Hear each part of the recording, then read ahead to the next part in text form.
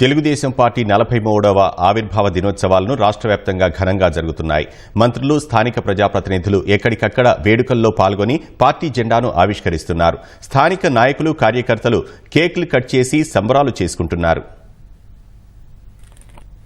తెలుగుదేశం 43వ ఆవిర్భావ దిన వేడుకలను అన్నమయ్య జిల్లా రాయచోటిలో ఘనంగా నిర్వహించారు.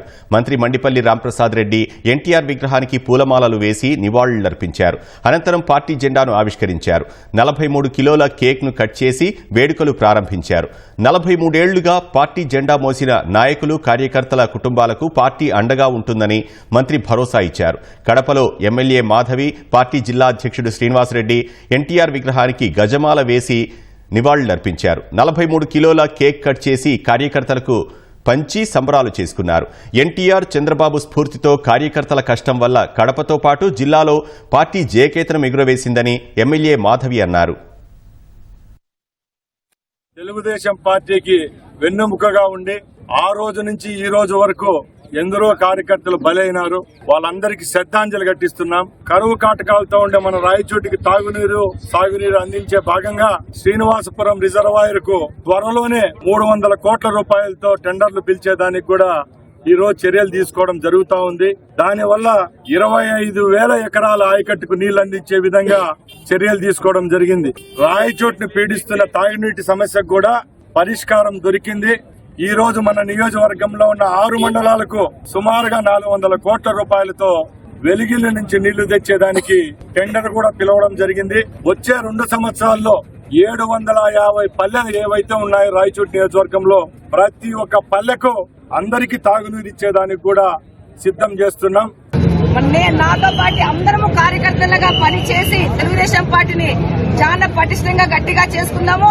అందుకు ప్రతిఫలంగానే శ్రీనివాసరెడ్డి గారు దాదాపు 85,000 సభ్యత్వాలు ఈ రోజు కడప జిల్లాలోనే హైయెస్ట్ సభ్యత్వాలు ఈ రోజు కడప నియోజకవర్గానికి చేయించినారు.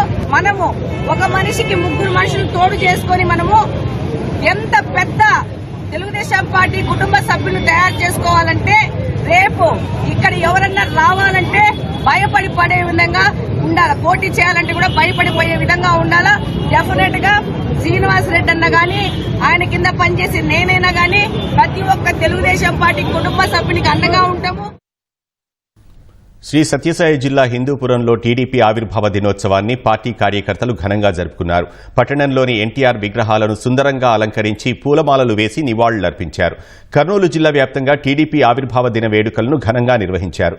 కర్నూలులోని మామిదాలపాడులో టీడీపీ నాయకులు పార్టీ జెండాను ఆవిష్కరించారు. టీడీపీ నేత రామేశ్వర్ రెడ్డి గ్రామస్తులకు దుస్తులు, మిఠాయిలు పంచారు. ప్రకాశం జిల్లా దర్శి నియోజకవర్గంలో టీడీపీ ఆవిర్భావ దినోత్సవాలను ఘనంగా జరుపుకుంటున్నారు.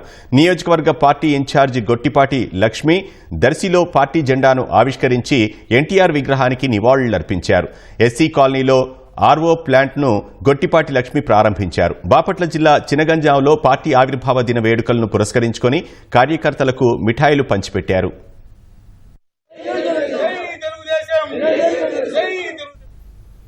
తూర్పుగోదావరి జిల్లా నిడదవోలులో మాజీ ఎమ్మెల్యే బూరుగుపల్లి శేషారావు ఆధ్వర్యంలో టీడీపీ ఆవిర్భావ దినోత్సవాలను ఘనంగా నిర్వహించారు.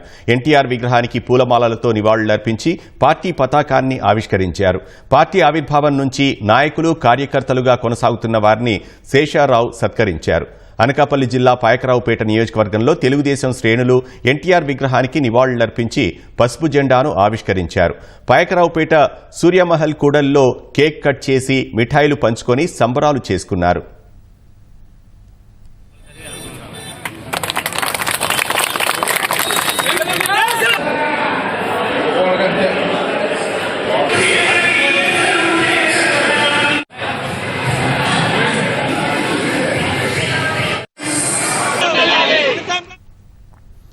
గుంటూరు పశ్చిమ నియోజకవర్గంలో జరిగిన టీడీపీ ఆవిర్భావ దినోత్సవాల్లో ఎమ్మెల్యే గళ్లా మాధవి పాల్గొన్నారు. పార్టీ కార్యాలయంలో టీడీపీ జెండా ఆవిష్కరించిన అనంతరం కేక్ కట్ చేశారు.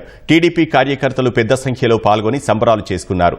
జెండా ఆవిష్కరణ అనంతరం ఎమ్మెల్యే గళ్లా మాధవి మంగళగిరిలోని టీడీపీ కేంద్ర కార్యాలయానికి భారీ ర్యాలీగా బయలుదేరి వెళ్లారు. ఎమ్మెల్యే మాధవి భర్త రామచంద్రరావుతో కలిసి బైక్పై ప్రయాణించారు. పార్టీ కార్యకర్తలు ఉత్సాహంగా ర్యాలీలో పాల్గొన్నారు.